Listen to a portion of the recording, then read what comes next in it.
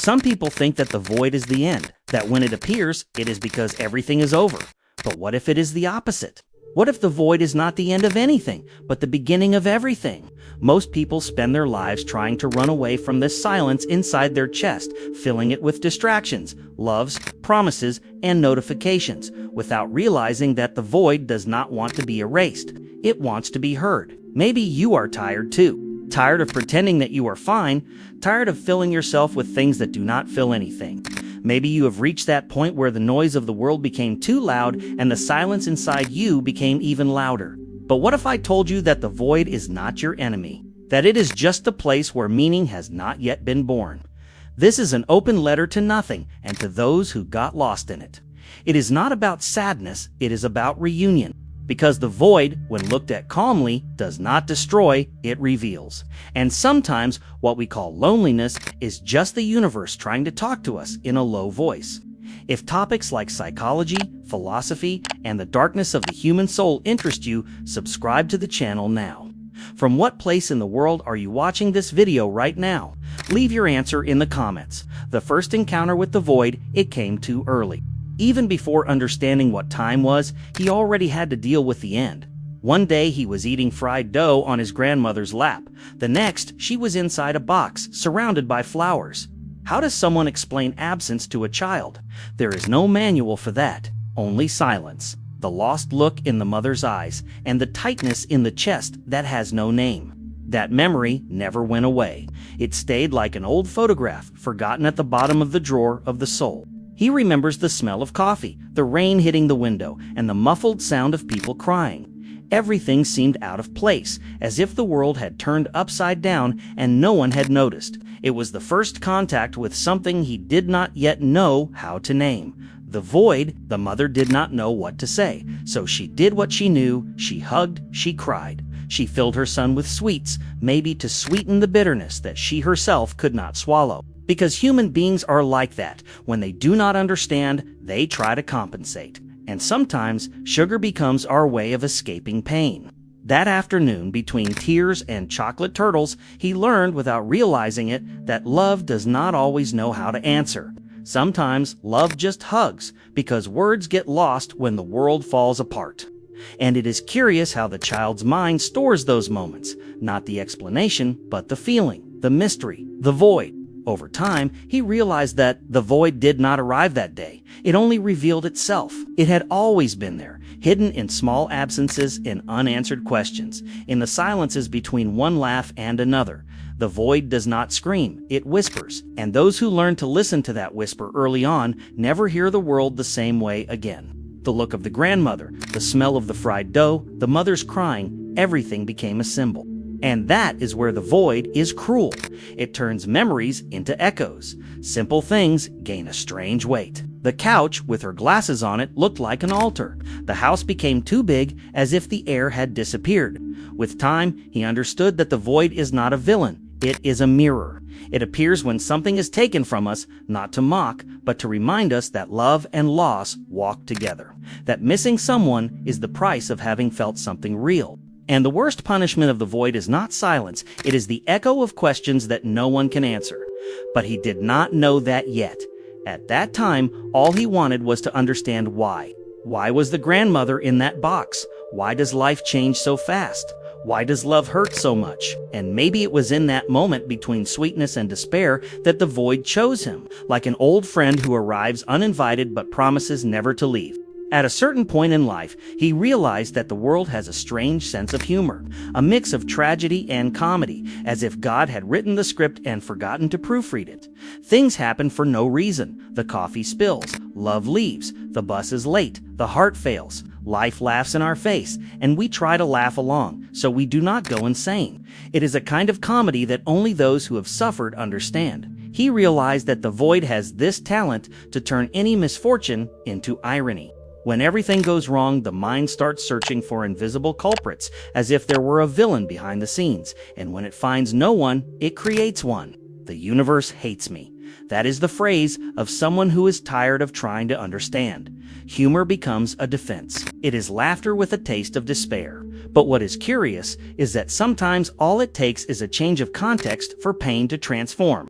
The same traffic jam that generates anger, if caused by an accident, suddenly turns into compassion. The irritation gives way to relief for not being there. It is strange, isn't it?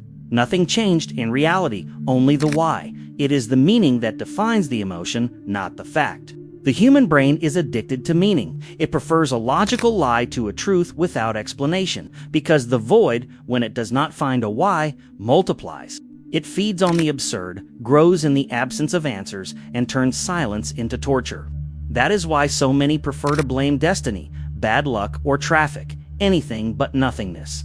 It is as if the universe needed a narrative to keep existing. The same happens inside the mind. When something bad happens, we build stories to avoid falling apart. It was to make me learn. It was meant to be. Everything happens for a reason. Maybe it does. Maybe it doesn't. But believing in that keeps sanity standing. The void is the interval between the event and the meaning. It is that space between it happened and why, and that space is too uncomfortable for those who have not learned to stay silent. It is like a song that stops before the chorus. The heart begs to complete the sound, and it is in that pause that many get lost, trying to fill what perhaps should not be filled. Sometimes he looked in the mirror and saw exactly that, a man trying to find logic in a world that has no script, and the more he searched, the further he got from himself. The void does not answer. It only observes, patiently, like a comedian who knows the punchline and waits for the audience to understand.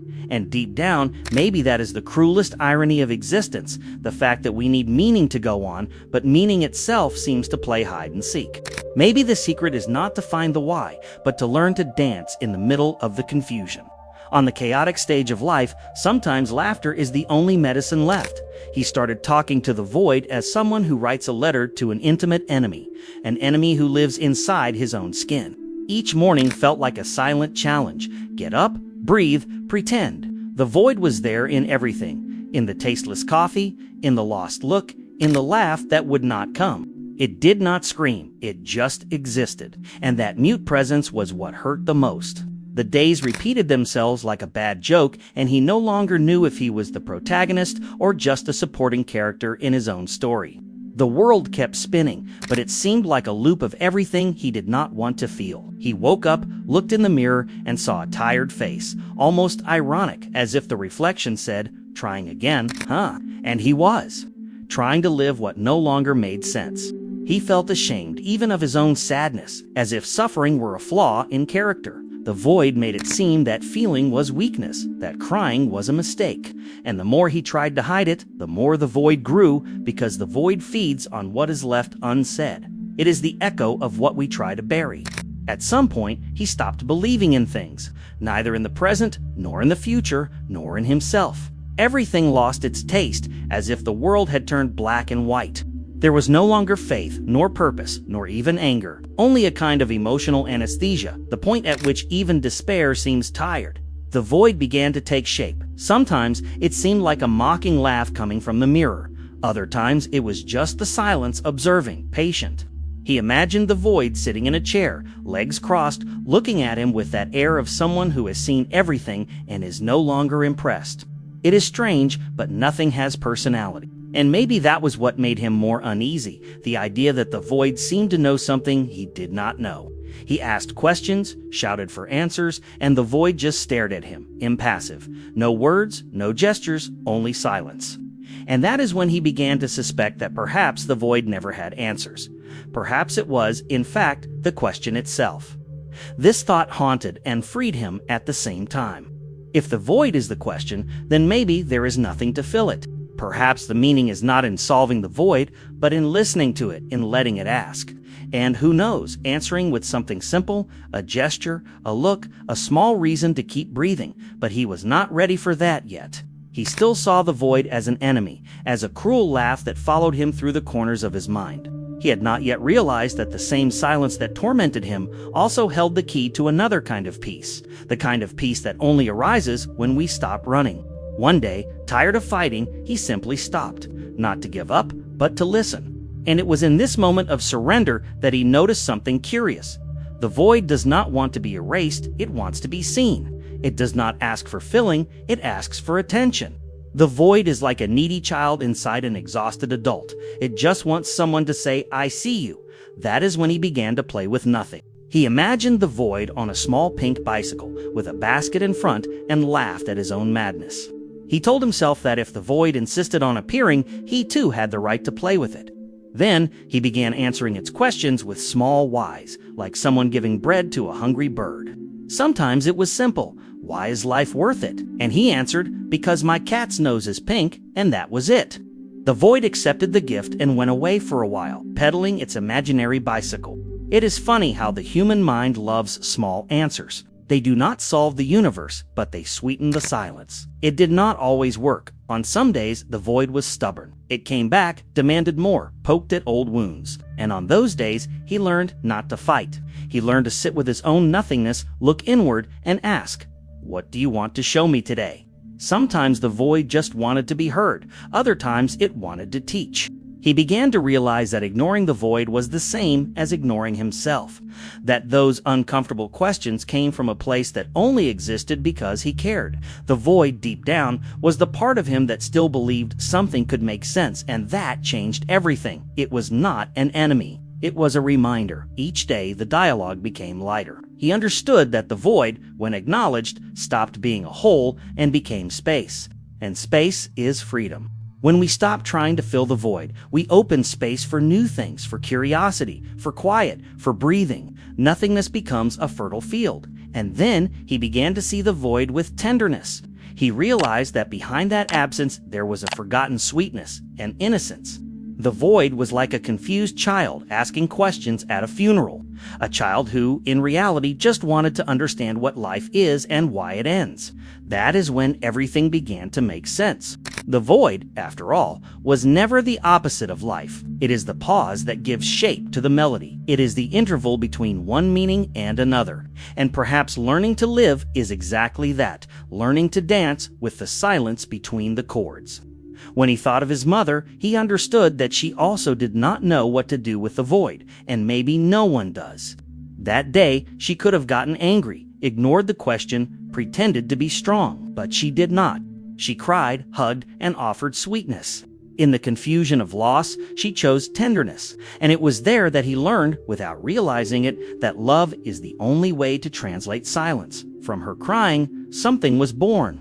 From his fear, an invisible tree sprouted with crooked branches, but alive. Each branch was a why that found shelter. Because the hug is warm, because affection heals. Because even chaos can be fertile if watered with sincere tears.